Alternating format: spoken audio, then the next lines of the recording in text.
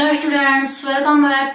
हमने अपनी last video में हाइड्रोजन का स्पेक्ट्रम पढ़ा था और आज हम एक नया क्वेश्चन, नया टॉपिक लेकर आए हैं। कौन सा? श्रोडिंगर का तरंग समीकरण। श्रोडिंगर एक वैज्ञानिक हुआ था जिसने अपनी एक समीकरण दी इलेक्ट्रॉन के व्यवहार को जानने के लिए, और उसको क्या नाम दिया गया? श्रोडिंगर के तरंग समीकरण। श्रोडिंगर क्या होता है मैम? वैज्ञानिक का नाम है। समझ में नहीं आ रहा मैम? यहाँ लिख रखा है श्रोडिंगर, ठीक है। अच्छा सुनिए, तो श्रोडिंगर की तरंग समीकरण क्या होती है? कल हमने क्या पढ़ा? एक दिन हमने, कल नहीं 2 दिन पहले या 3 दिन पहले हमने पढ़ा था हाइजेन का अनिश्चितता का सिद्धांत। पढ़ा था क्या? यस मैम, पढ़ा था। तो जो हाइजेन वर्ग का अनिश्चितता का सिद्धांत है उसी को आधार मान के श्रोडिंगर वैज्ञानिक था एक, उसने क्या किया?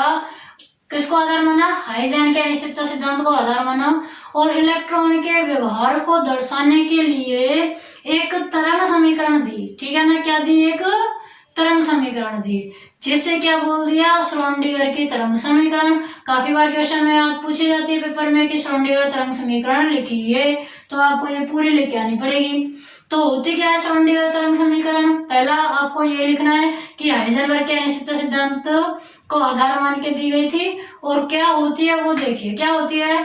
डेल स्क्वायर एक्स अपॉन, आपको समझ में नहीं आएगा तो यही समझा देते हैं क्या होती है, क्योंकि अभी काफी चीजें ऐसी है जो आप फर्स्ट बार पढ़ रहे हो। इसको बोलते हैं साई। ये शायद आपने पहले ना पढ़ा हो। क्या बोलेंगे इसको? साई। साई भगवान, जानते हो साई भगवान? तो वही साई बोलते हैं इसको। साई भगवान, भगवान में यहाँ ई साई होता है। साई ये होता है ओनली साई। क्या होता है? साई। ठीक है। तो देखो, सबसे पहले हमें क्या लिखना है आपको? श्रोडिंगर ने हाइजेन के अनिश्चितता सिद्धांत के आधार पर अपना खुद का परमाणु का क्वांटम प्रतिरूप दिया। क्या दिया? परमाणु का क्वांटम यांत्रिक प्रतिरूप दिया। इसमें श्रोडिंगर ने इलेक्ट्रॉन के व्यवहार को एक तरंग समीकरण से प्रदर्शित किया, जिसे क्या कहते हैं? श्रोडिंगर की तरंग समीकरण कहते हैं। इसके अनुसार, श्रोडिंगर की तरंग समीकरण के अनुसार क्या होता है? Del square psi upon del x square plus del square psi upon del y square plus del square psi upon del z square plus 8 pi square m upon h square into E minus V into psi equal to क्या होगा? 0। ये आपको learn करना होगा। ये समीकरण जो है ये क्या है? श्रोडिंगर की तरंग समीकरण है। ये आपको लर्न करनी है। ये क्या है? श्रोडिंगर तरंग समीकरण जो आपको लर्न करनी है।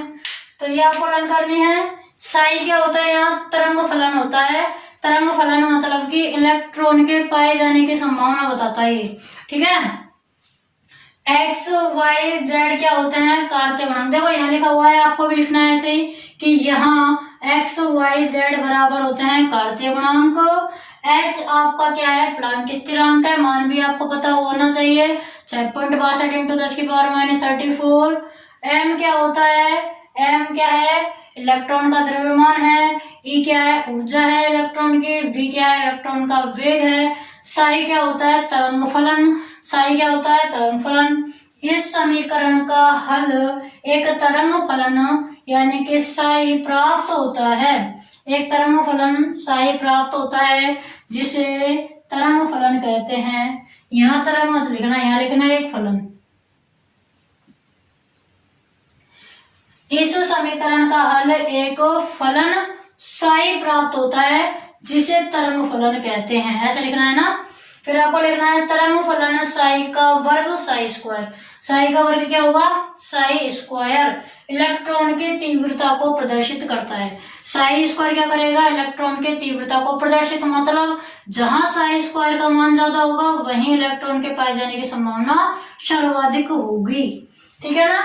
जहां साई स्क्वायर का मान अधिकतम होगा वहां इलेक्ट्रॉन के पाए जाने की संभावना अधिकतम होती है। यहां तक आपको लिख के आना है अगर आपके पास श्रोडिंगर तरंग समीकरण पूछी जाए तो। ओके स्टूडेंट्स, देखिए अब अपना नेक्स्ट टॉपिक क्या है? कक्षक। कक्षक किसे कहते हैं? देखिए कक्षक किसे कहते हैं? नाभिक के चारों ओर प्रत्येक वह क्षेत्र, जहां पर देखो ये नाभिक है, नाभिक के चारों ओर का वह क्षेत्र जिसमें क्या होगी? इलेक्ट्रॉन के पाए जाने की संभावना अधिक हो। यानी कि इसमें अगर इलेक्ट्रॉन है तो ये भी कक्षक है, इसमें है तो ये भी कक्षक है। नाभिक के चारों ओर का वह क्षेत्र जिसमें इलेक्ट्रॉन के पाए जाने की संभावना अत्यधिक हो क्या कहलाता है? कक्षक कहलाता है। जिसको कोश के नाम से जानते थे उनको ही क्या दे दिया? कक्षक। कोश में आपको इलेक्ट्रॉन के बारे में जानकारी नहीं दी थी, कक्षक आपको ये दे दिया। कोश में तो इलेक्ट्रॉन घूमते हैं ऐसे बताया था नील्स बोर ने, ये कक्षक है। कक्षक में आपको ये बता दिया कि इलेक्ट्रॉन के पाए जाने की संभावना अत्यधिक होती है। कक्षक क्या होंगे? नाभिक के चारों ओर स्थित वह क्षेत्र जिसमें इलेक्ट्रॉनों के पाए जाने की संभावना सर्वाधिक हो या अत्यधिक हो क्या कहलाएगा? सर्वाधिक हो या अत्यधिक हो कक्षक कहलाता है। कक्षक कहलाता है। नाभिक के चारों ओर वह क्षेत्र जहां पर इलेक्ट्रॉन के पाए जाने की संभावना है वो अत्यधिक हो क्या कहलाएगा? कक्षक। कक्षक के बाद में एक और चीज हमें पढ़नी है, वो है प्रायिकता आरेख। प्रायिकता आरेख कक्षक हम डिटेल में पढ़ेंगे प्रायिकता आरेख के बाद में। भाई कक्षक 4 प्रकार के होते हैं, एसपीडीएफ। कितने होते हैं? 4 प्रकार के होते हैं। 4 प्रकार, एस, पी, डी व एफ। ठीक है ना? तो चारों प्रकारों को हम डिटेल में भी पढ़ेंगे, लेकिन उससे पहले एक छोटा सा टॉपिक प्रायिकता आरेख कंप्लीट कर लेते हैं। क्यों? क्योंकि इसकी जरूरत हमें पढ़ने वाली है कक्षकों में। तो प्रायिकता आरेख क्या होता है? प्रायिकता आरेख, आरेख आ गया मतलब ग्राफ है, और किस किस के मध्य में है? नाभिक से दूरी इलेक्ट्रॉनों की, आर के और तरंग फलन का वर्ग साई स्क्वायर के मध्य। यह क्या होता है? ग्राफ ही होती है। देखो प्रायिकता आरेख क्या हुआ? किसी कक्षक की नाभिक से दूरी ब्रैकेट में आर व साई स्क्वायर यानी कि तरंग फलन के वर्ग का, तरंग फलन साई का वर्ग, साई स्क्वायर के मध्य खींचा गया ग्राफ प्रायिकता आरेख कहलाता है। प्रायिकता आरेख कहलाता है। तो प्रायिकता आरेख हम पहले एस कक्षक के लिए देख लेते हैं। 1s कक्षक का प्रायिकता आरेख, 1s कक्षक का प्रायिकता आरेख। 1s कक्षक क्या होता है? 2s कक्षक क्या होते हैं? ये सब हम एस कक्षक पी कक्षक पढ़ेंगे जब क्लियर हो जाएगा। 1s कक्षक का प्रायिकता आरेख क्या होता है ये अभी क्लियर हो जाएगा। देखो 1s कक्षक का जब हम प्रायिकता आरेख खींचते हैं ना तो वो ऐसा आता है, ये आपका जैसे वाई एक्सिस, ये आपका एक्स एक्सिस, ये आपका क्या है? Y axis. यहाँ आपके क्या है? आर है, ठीक है, और यहाँ आपका क्या है? तरंग फलन का स्क्वायर साई स्क्वायर जा रहा है ऊपर, ठीक है। ये आपका मूल बिंदु हो गया 0। तो क्या होगा? जैसे जैसे आर का मान बढ़ेगा साई स्क्वायर का मान बढ़ता है, ठीक है। प्रारंभ में जैसे जैसे आर का मान बढ़ा साई स्क्वायर का मान भी बढ़ेगा, लेकिन एक निश्चित पॉइंट तक ही बढ़ता है, और उसके बाद में आर का मान तो बढ़ेगा लेकिन इस साई स्क्वायर का मान क्या होगा? कम, ठीक है। 1s कक्षक का प्रायिकता आरेख ऐसा होता है कि आर का मान बढ़ने पर, प्रारंभ में आर का मान बढ़ने पर साई स्क्वायर का मान भी बढ़ रहा है, एक निश्चित बिंदु पर या r1 दूरी पर जाकर के फिर क्या होगा? आर का मान तो बढ़ ही रहा है, देखो ये रहा, लेकिन साई स्क्वायर का मान क्या होने लग जाएगा? कम होने लग जाएगा। कम ज्यादा कैसे पता? ये 0, यहाँ मान लो 1 2 3 4 5 कुछ भी मानते 6 7 8। तो देखो पहले बढ़ रहा है धीरे धीरे 1 2 3, फिर ये अब यहाँ पे कम हो गया। ये देखो यहाँ पर कार इतना है, फिर इतना, फिर इतना, फिर क्या हो रहा है? कम हो रहा है, ठीक है।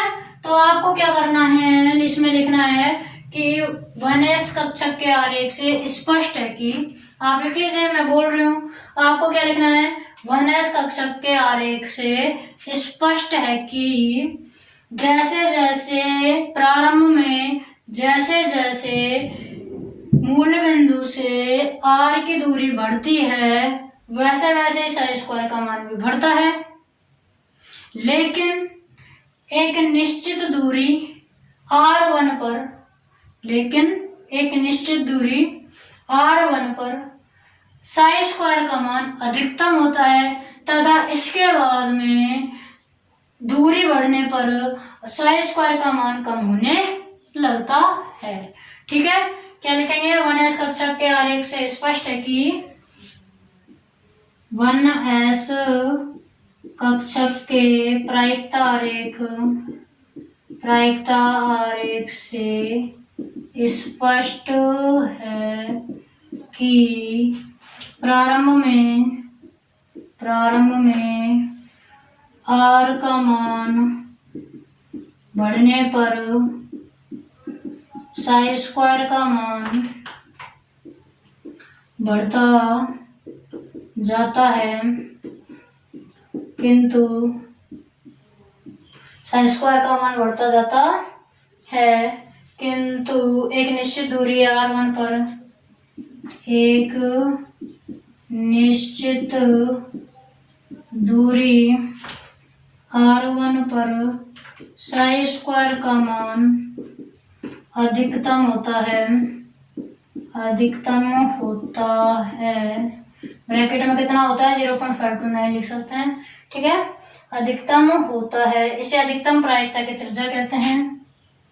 इसे अधिकतम प्रायिकता की त्रिज्या कहते हैं।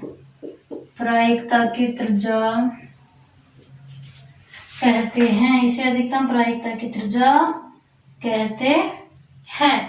1s1 होता है हाइड्रोजन का इलेक्ट्रॉनिक विन्यास, यानी कि यह हाइड्रोजन की प्रायिकता होती है। ठीक है ना, हाइड्रोजन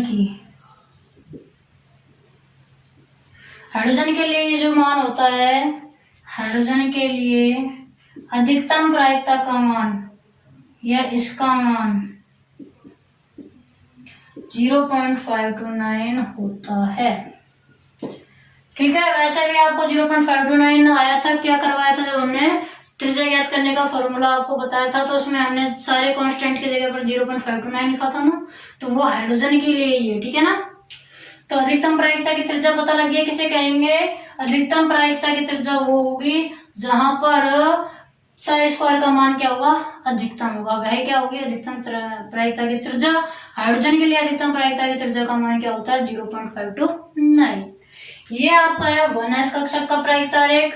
अब हम पढ़ेंगे 2s कक्षक का प्रायिकता आरेख। क्या पढ़ेंगे, 2s कक्षक का प्रायिकता आरेख। देखिए नेक्स्ट आपका 2s कक्षक का प्रायिकता आरेख। 2s कक्षक में क्या होंगे, दो बार आपके अधिकतम मान होगा फिर नीचे आएगा। देखिए इस प्रकार ग्राफ बनेगा। तो हमें क्या लिखना है कि आरेख से स्पष्ट है कि प्रारंभ में जैसे जैसे r का मान बढ़ता है साई स्क्वायर का मान भी बढ़ता है, फिर एक निश्चित दूरी r1 पर मान अधिकतम होकर के पुनः साई स्क्वायर का मान कम होने लगता है। ठीक है, और कम होते होते एक बिंदु पर आकर क्या हो जाता है, शून्य हो जाता है, जिसे नोडीय तल कहते हैं।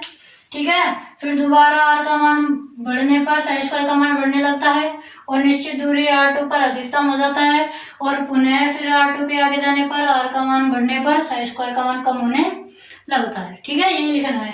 देखो आरेख से स्पष्ट है, प्रारंभ में r का मान बढ़ने पर साई स्क्वायर का मान बढ़ता है, किंतु r1 दूरी के बाद साई स्क्वायर का मान पुनः कम होने लगता है। वही आरेख में जैसे जैसे दिख रहा है वही लिखना है। एवं शून्य हो जाता है, देखो यहाँ शून्य हो गया। इस क्षेत्र को नोडीय तल कहते हैं। जहां शून्य होता है उसको क्या कहेंगे, नोडीय क्षेत्र या तल। पुनः नाभिक से दूरी r बढ़ने पर साई स्क्वायर का मान बढ़ने लगता है, फिर से r बढ़ेगा, साई स्क्वायर का मान बढ़ा, r2 पर यह मान अधिकतम हो जाता है। देखो r2, ये दूरी r2 है, यहाँ तक की मान अधिकतम हो गया।